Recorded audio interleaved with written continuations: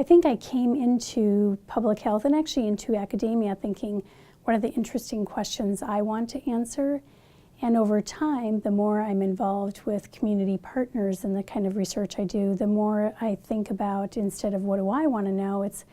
what kind of information would be helpful to make change, or what kind of questions would help inform decision makers. So part of that was kind of giving up power, and that's kind of scary for a researcher,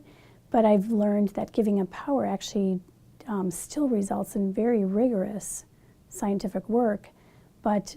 it's also much more reality-based, and I think through that process translates more into solutions. The more relationships I made, the stronger my research, and also the greater the opportunity for my research to actually translate into some kind of change or decision. My community partners are often very insistent upon me having a broader audience than I would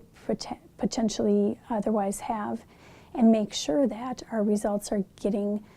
disseminated much more broadly.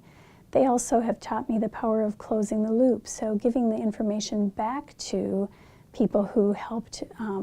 shared their knowledge, answered the survey, make sure that you close that loop with them and say, here's how, here's what we learned, thank you for the information, and here's how it's going to be used. The work that I do with the Department of Health to collect the health insurance data every couple of years has really made an impact, in that we know that it influenced the Eliminating Health Disparities initiative, so the funding of that initiative, where we saw really big disparities in who has access to insurance and who doesn't in the state, and so that's been ongoing.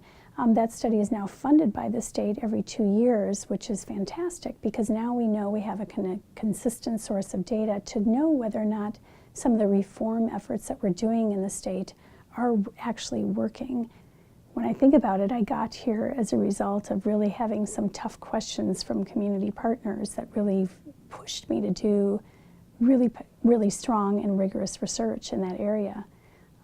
So I couldn't have done it alone.